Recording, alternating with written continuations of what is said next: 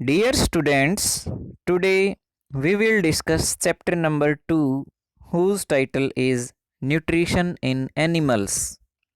बच्चों, आज का लेसन हम अपने टाइटल से ही स्टार्ट करेंगे। आप टाइटल में देखिए न्यूट्रिशन वर्ड लिखा हुआ है। तो सबसे पहले हमें यही पता होना चाहिए कि न्यूट्रिशन क्या है। What is nutrition?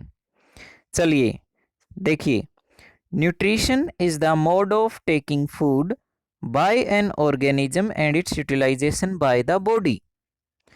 जब भी कोई भी पशु, कोई भी आदमी, कोई भी जीव भोजन को खाएगा तो भोजन उसकी बॉडी में जाके डाइजेस्ट हो जाता है, और जब भोजन डाइजेस्ट हो जाएगा तो उसकी बॉडी अपनी ग्रोथ के लिए उस भोजन का यूज करेगी।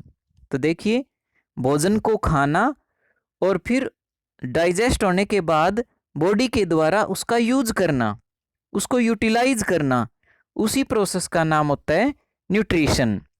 मैं एक बार फिर से ये बात क्लियर कर दूं कि कोई भी जीव भोजन को खाएगा तो जो भोजन को खाने का प्रोसेस है, और फिर खाना खाने के बाद जब वो भोजन डाइजेस्ट हो जाएगा तो हमारी बॉडी एनर्जी प्राप्त करने के लिए उस भोजन का यूज करती है।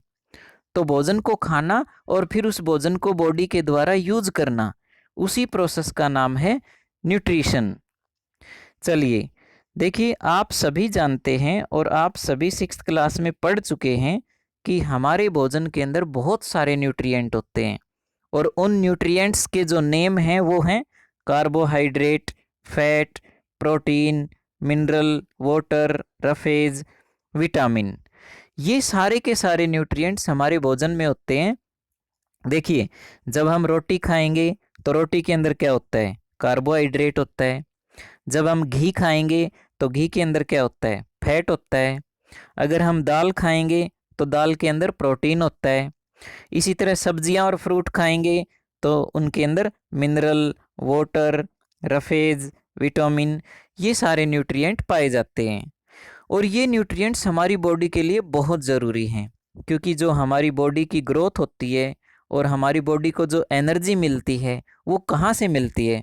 वो इन्हीं न्यूट्रिएंट्स के थ्रू मिलती है, क्योंकि ये न्यूट्रिएंट्स हमारी बॉडी के अंदर जब जाएंगे तो ये हमारी बॉडी की ग्रोथ करते हैं, हमारी बॉडी को काम करने के लिए एनर्जी प्रोवाइड करते हैं। लेकिन देखिए, ये जो न्यूट्रिएंट्स हैं इनको हमारी बॉडी डायरेक्ट यूज नहीं कर सकती।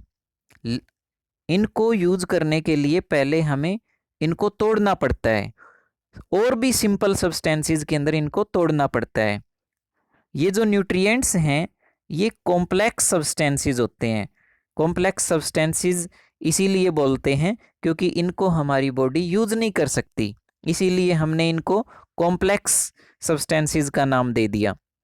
तो न्यूट्रिएंट्स जो हैं वो कॉम्प्लेक्स हैं, इसीलिए हमारी बॉडी उनको यूज़ नहीं कर सकती। लेकिन इनको यूज़ करने के लिए हमारी बॉडी पहले इनको सिंपल सब्सटेंसेस के अंदर तोड़ देती है, और ये जो तोड़ने का प्रोसेस है इसी को हम बोलते हैं डाइजेस्ट करना। देखिए, हमारा भोजन हमारी बॉडी के अंदर जाके, स्टमक के अंदर जाके टूट जाता है, बहुत ही छोटे छोटे टुकड़ों में टूट जाता है। उसी प्रोसेस का नाम होता है डाइजेशन। तो डाइजेशन की डेफिनेशन भी आप यहाँ से लर्न कर सकते हैं। देखिए, the process of breaking down of complex component of food in a simpler substances. तो ये जो डेफिनेशन है ये है डाइजेशन। मतलब जो हमने भोजन खाया उसको छोटे छोटे टुकड़ों में तोड़ना, और इतने छोटे टुकड़ों में तोड़ना कि हमारी बॉडी जो है वो उसको यूज करे। इसी प्रोसेस का नाम होता है डाइजेशन। और डाइजेशन जो है वो हमारे माउथ से ही स्टार्ट हो जाता है। आपने देखा है कि जब हम रोटी का एक निवाला, रोटी का एक टुकड़ा खाते हैं तो रोटी के टुकड़े को हमारी जो दांत है वो बहुत ही छोटे छोटे टुकड़ों में तोड़ते हैं। क्यों? क्योंकि जो रोटी का टुकड़ा है उसको डायरेक्ट हमारी बॉडी एनर्जी प्राप्त करने के लिए यूज नहीं कर सकती। एनर्जी तब मिलेगी जब हम रोटी के टुकड़े को छोटे छोटे टुकड़ों में डाइजेस्ट करेंगे।